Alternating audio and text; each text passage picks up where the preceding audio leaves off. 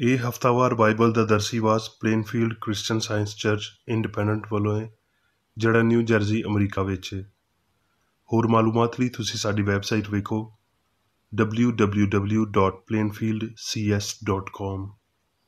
ਇਹ ਸਬਕ 7 ਜੂਨ 2020 ਐਤਵਾਰ ਦੇ ਦਿਨ ਹਫ਼ਤੇ ਦੇ ਅਖੀਰ ਉੱਤੇ ਤੁਹਾਡੇ ਪੜ੍ਹਨ ਲਈ ਤਿਆਰ ਕੀਤਾ ਗਿਆ ਹੈ। ਮਜ਼ਮੂਨ: ਰੱਬ ਕੱਲਾ ਹੀ ਵਜ੍ਹਾ ਤੇ ਖਾਲਕ। ਸੁਨਹਿਰੀ ਮਤਨ: ਮਿਸਾਲ, ਖੁਦਾਵੰਦ ਨੇ ਸਿਆਣ ਦੇ ਨਾਲ ਧਰਤੀ ਦੀ ਨਿਉ ਰੱਖੀ ਤੇ ਫਹਿਮ ਨਾਲ ਅਸਮਾਨ ਨੂੰ ਕਾਇਮ ਕੀਤਾ। ਜਵਾਬੀ ਪੜ੍ਹਾਈ। ਜ਼ਬੂਰ। ਆਓ ਅਸੀਂ ਰੱਬ ਦੇ ਸਾਹਮਣੇ ਨਗਮਾ ਸਰਾਈ ਕਰੀਏ, ਆਪਣੀ ਚਟਾਨ ਦੇ ਸਾਹਮਣੇ ਖੁਸ਼ੀ ਨਾਲ ਲਲਕਾਰੀਏ, ਸ਼ੁਕਰ ਕਰਦਿਆਂ ਹੋਏ ਉਹਦੇ ਕੋਲ ਹਾਜ਼ਰ ਹੋਈਏ, ਜ਼ਬੂਰ ਗਾਉਂਦਿਆਂ ਹੋਏ ਉਹਦੇ ਅੱਗੇ ਖੁਸ਼ੀ ਨਾਲ ਲਲਕਾਰੀਏ, ਕਿਉਂ ਜੇ ਉਹ ਖੁਦਾਵੰਦ ਵੱਡਾ ਰੱਬ ਏ ਤੇ ਸਾਰੇ ਇਲਾਹੀਆਂ ਉੱਤੇ ਵੱਡਾ ਬਾਦਸ਼ਾਹ ਏ। ਧਰਤੀ ਦੀਆਂ ਡੂੰਘਿਆਈਆਂ ਉਹਦੇ ਕਬਜ਼ੇ ਵਿੱਚ ਨੇ, ਪਹਾੜਾਂ ਦੀਆਂ ਚੋਟੀਆਂ ਵੀ ਉਹਦੀਆਂ ਨੇ, ਸਮੁੰਦਰ ਉਹਦਾ ਏ, ਉਹਨੇ ਹੀ ਉਹਨੂੰ ਬਣਾਇਆ ਤੇ ਉਹਦੇ ਹੱਥਾਂ ਨੇ ਖੁਸ਼ਕੀ ਨੂੰ ਵੀ ਤਿਆਰ ਕੀਤਾ।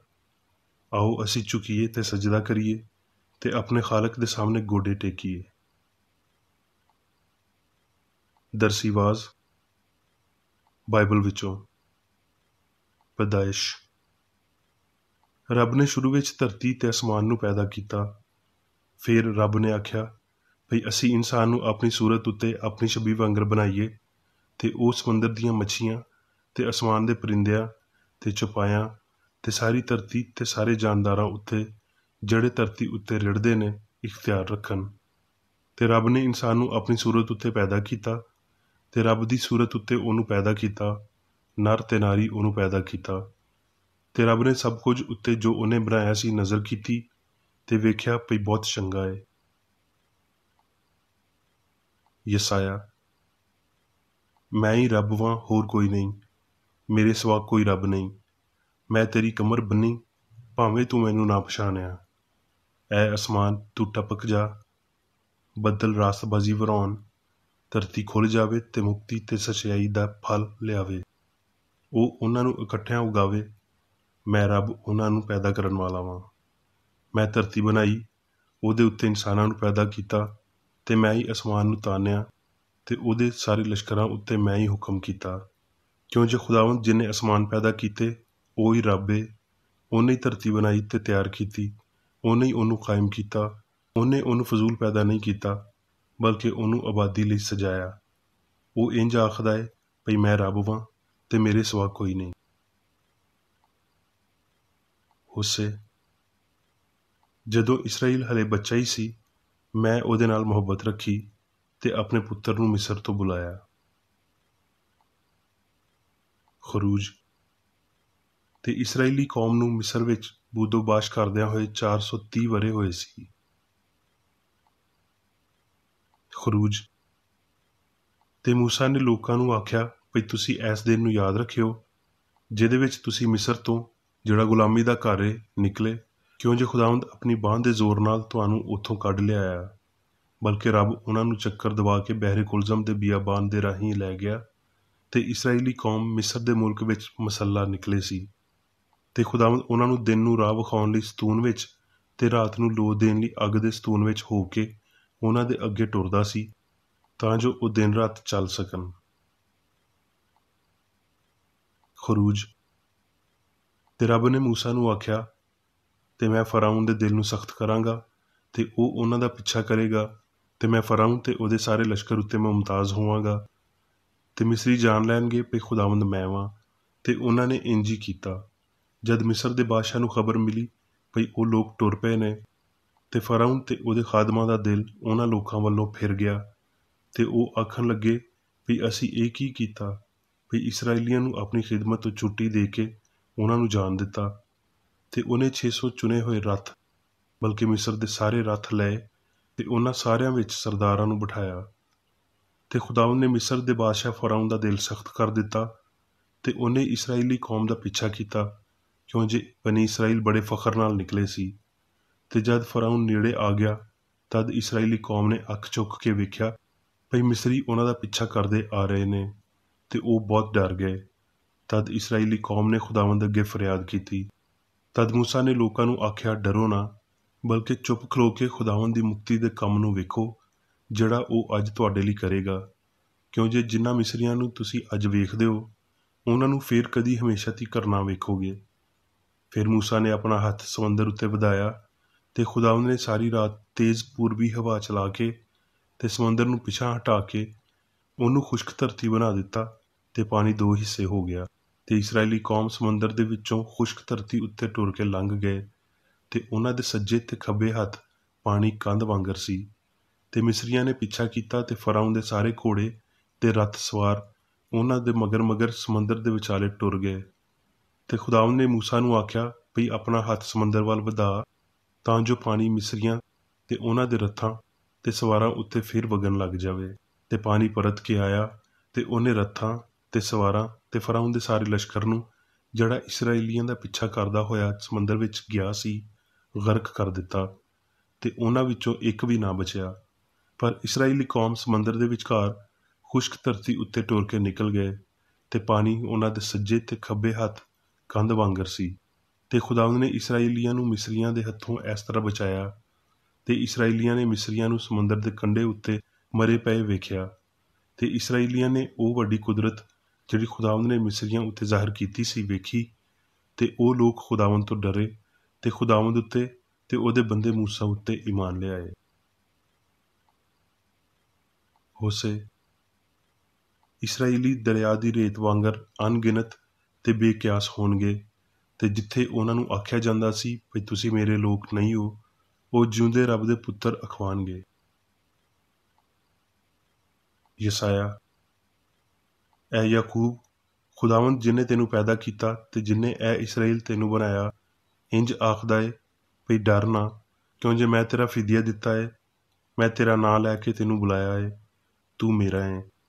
ਜਦੋਂ ਤੂੰ ਸੈਲਾਬ ਵਿੱਚੋਂ ਲੰਘੇ ਤੇ ਮੈਂ ਤੇਰੇ ਨਾਲ ਹੋਵਾਂਗਾ ਤੇ ਜਦੋਂ ਤੂੰ ਨਦੀਆਂ ਵਿੱਚੋਂ ਲੰਘੇ ਤੇ ਉਹ ਤੈਨੂੰ ਨਾ ਡੁਬੋਣਗੀਆਂ।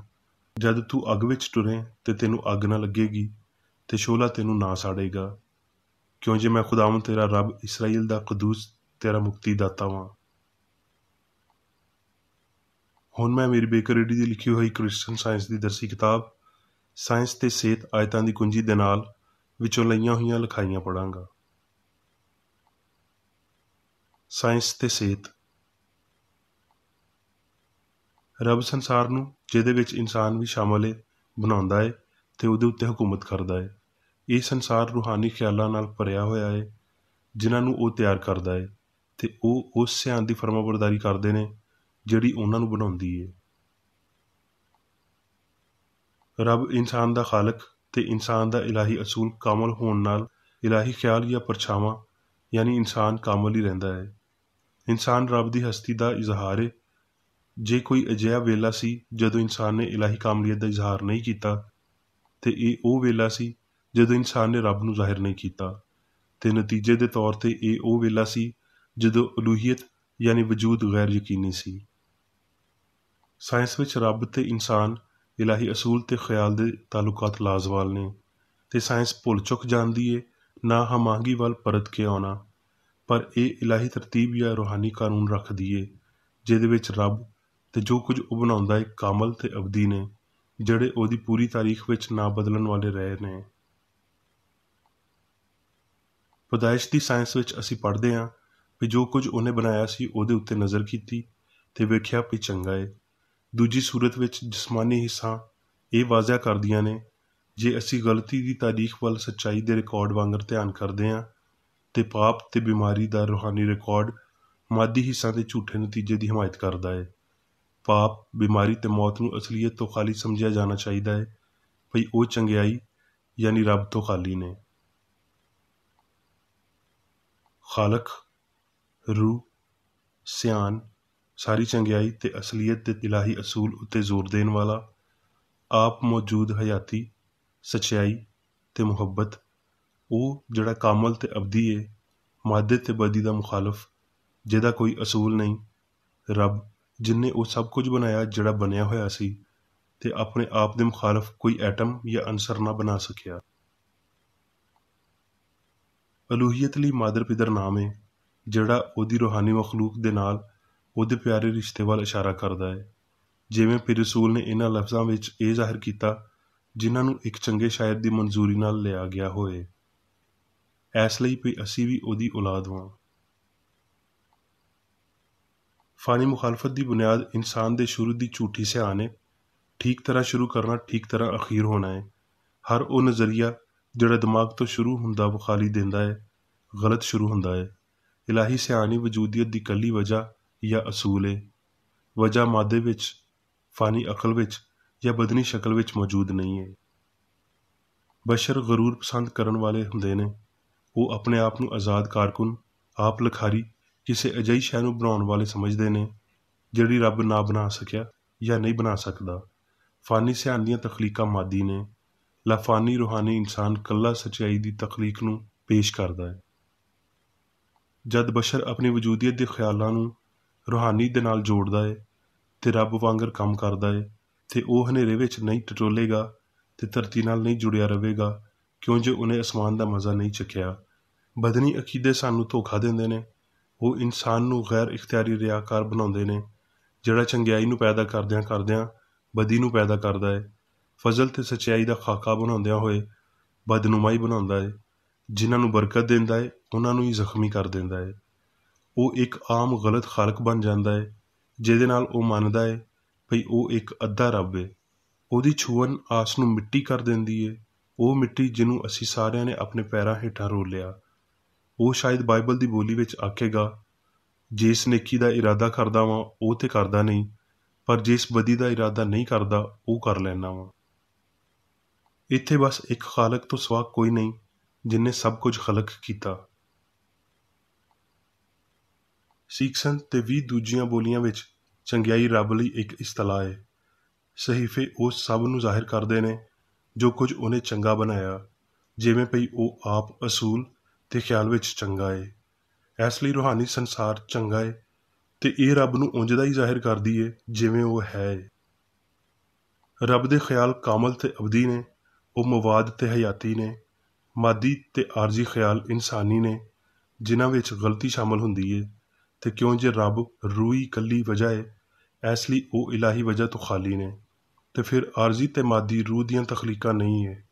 ये रूहानी ते अबदी शैवां दे मुखालफ होने के अलावा कुछ नहीं। क्रिश्चन साइंस तखलीक नूं नहीं बल्कि अफशाई नूं पेश करदी है। ये मालिक्यूल तो सियान तिकर मादी तरक्की नूं नहीं बल्कि इंसान ते संसार लई इलाही सियान दी इनायत नूं जाहिर करदी है। मुतनासिब तौर ते जद इंसानी नस्ल अबदी दे नाल राबते नूं मुका देंदी है ते हमाहंग हस्ती नूं रूहानी तौर ते समझिया जावेगा ते वो इंसान जाहिर होवेगा जिहड़ा ज़मीनी ना होवे बल्कि रब दे नाल बाहम होवे। ये साइंसी असलीयत पई इंसान ते संसार रूह नाल मुरतब हुंदे ने ते इसे तरह रूहानी भी हुंदे ने। इलाही साइंस विच इन्नी मजबूत हुंदी है जिन्ना ये सबूत है भई फ़ानी बशर बस उदों ही सेहतमंदी दा फहम पाउंदे ने जदों वो पाप ते बीमारी दा फहम खो देंदे ने। ये मनदियां होए भई इंसान खालक है बशर रब दी तखलीक नूं कदी नहीं समझ सकदे। पहले तो तखलीक शुदा रब दे पुत्र बस उदों ही अपनी पछाण पाउंदे ने जदों इंसान हस्ती दी सच्चाई नूं पा लैंदा है। सच्चाई ये है भई असली मिसाली इंसान इसे तनासब विच ज़ाहिर हुंदे ने जद झूठे ते मादी गायब हुंदे ने। मजीद विआह ना करना या विआह विच दित्ते जाना ना ही इंसान दे तसलसल नूं बंद करदा है ते ना ही रब दे लामुतनाही मनसूबे विच उहदी वधदी हुई तादाद दे फहम नूं बंद करदा है। रूहानी तौर ते ये समझना भई सिवाय एक खालक रब दे होर कोई नहीं सारी तखलीक नूं अयां करदा सहीफियां दी तसदीक करदा अलैदगी या पीड़ ते अजली ते कामल ते अबदी इंसानियत दी मिठी यकीन दहानी लियाउंदा है। तखलीकी असूल हयाती सच्चाई ते मुहब्बत रब है। संसार रब दी अकासी करदा है। एक खालक ते एक तखलीक दे अलावा होर कुछ नहीं। ये तखलीक रूहानी ख्यालां ते इन्हां दियां पछाणां दे ज़ाहिर होण ते मुश्तमिल है जिहड़े लामहदूद सियान दे दामन नाल जुड़े ने ते हमेशा मुनक्स हुंदे ने। ये ख्याल महदूद तो लामहदूद तिकर वसी ने ते बहुत उच्चे ख्याल रब दियां धीआं ते पुत्तर ने। हुण मैं मेरी बेकर रेडियो वालों चर्च मैनुअल विच दिते हुए रोज़ाना दे 3 फर्ज पढ़ांगा। रोज़ाना दी दुआ। ਇਸ ਚਰਚ ਦੇ ਹਰ ਰੁਕਣ ਦਾ ਇਹ ਫਰਜ਼ ਹੈ ਭਈ ਉਹ ਹਰ ਰੋਜ਼ ਇਹ ਦੁਆ ਕਰੇ, ਤੇਰੀ ਬਾਦਸ਼ਾਹੀ ਆਵੇ, ਇਲਾਹੀ ਸੱਚਾਈ, ਹਯਾਤੀ ਤੇ ਪਿਆਰ ਦੀ ਸਲਤਨਤ ਮੇਰੇ ਅੰਦਰ ਕਾਇਮ ਹੋਵੇ ਤੇ ਸਾਰੇ ਪਾਪ ਮੈਥੋਂ ਨਿਕਲ ਜਾਣ, ਤੇ ਤੇਰਾ ਕਲਾਮ ਸਾਰੇ ਇਨਸਾਨਾਂ ਦੇ ਪਿਆਰ ਨੂੰ ਵਧਾਵੇ ਤੇ ਉਹਨਾਂ ਉੱਤੇ ਹੁਕੂਮਤ ਕਰੇ। ਮਕਸਦਾਂ ਤੇ ਕੰਮਾਂ ਦਾ ਇੱਕ ਅਸੂਲ। ਨਾ ਕੋਈ ਮੁਖਾਲਫਤ ਤੇ ਨਾ ਕੋਈ ਜ਼ਾਤੀ ਤਾਲੁਕ ਮਾਦਰੀ ਚਰਚ ਦੇ ਕਿਸੇ ਰੁਕਨ ਦੇ ਮਕਸਦਾਂ ਜਾਂ ਕੰਮਾਂ ਉੱਤੇ ਅਸਰ ਕਰਨੇ ਚਾਹੀਦੇ। ਸਾਇੰਸ ਵਿੱਚ ਬਸ ਇਲਾਹੀ ਪਿਆਰ ਹੀ ਹੁਕੂਮਤ ਕਰਦਾ ਹੈ ਤੇ ਇੱਕ ਮਸੀਹੀ ਸਾਇੰਸਦਾਨ ਪਾਪ ਨੂੰ ਰੱਦ ਕਰਦਿਆਂ ਹੋਏ ਸੁੱਚੀ ਭਰਾਬੰਦੀ, ਖੈਰਾਤ ਪਸੰਦੀ ਤੇ ਮਾਫੀ ਨਾਲ ਪਿਆਰ ਦੀਆਂ ਮਿੱਠੀਆਂ ਸੱਚਾਈਆਂ ਦਾ ਪਰਛਾਵਾਂ ਬਣਦਾ ਹੈ। ਇਸ ਚਰਚ ਦੇ ਸਾਰੇ ਰੁਕਨਾਂ ਨੂੰ ਸਾਰੇ ਪਾਪਾਂ ਤੋਂ, ਗਲਤ ਤਰ੍ਹਾਂ ਦੀਆਂ ਪੇਸ਼ਨਗੋਈਆਂ, ਮੁਨਸਫੀਆਂ, ਮੁਜ਼ਮਤਾਂ, ਸਲਾਹਾਂ, ਗਲਤ ਅਸਰਾਂ ਨੂੰ ਲੈਣ ਤੇ ਗਲਤ ਅਸਰ ਦੇਣ ਤੋਂ ਆਜ਼ਾਦ ਰਹਿਣ ਲਈ ਹਰ ਰੋਜ਼ ਖਿਆਲ ਰੱਖਣਾ ਚਾਹੀਦਾ ਹੈ ਤੇ ਦੁਆ ਕਰਨੀ ਚਾਹੀਦੀ ਹੈ। ਫਰਜ਼ ਲਈ ਚੁਸਤੀ। ਇਸ ਚਰਚ ਦੇ ਹਰ ਰੁਕਨ ਦਾ ਇਹ ਫਰਜ਼ ਹੈ ਭਈ ਉਹ ਹਰ ਰੋਜ਼ ਜਾਰਹਾਨਾ ਜ਼ਹਿਨੀ ਸਲਾਮਾਂ ਦੇ ਖਿਲਾਫ ਆਪਣੇ ਆਪ ਨੂੰ ਤਿਆਰ ਰੱਖੇ ਤੇ ਰੱਬ, ਆਪਣੇ ਕਾਇਦ ਤੇ ਇਨਸਾਨਾਂ ਲਈ ਆਪਣੇ ਫਰਜ਼ਾਂ ਨੂੰ ਨਾ ਕਦੀ ਭੁੱਲੇ ਤੇ ਨਾ ਕਦੀ ਨਜ਼ਰਅੰਦਾਜ਼ ਕਰੇ। ਉਹਦੇ ਕੰਮਾਂ ਦੇ ਰਾਹੀਂ ਉਹਦਾ ਇਨਸਾਫ ਹੋਵੇਗਾ, ਉਹ ਬੇਕਸੂਰ ਜਾਂ ਕਸੂਰਵਾਰ ਹੋਵੇਗਾ।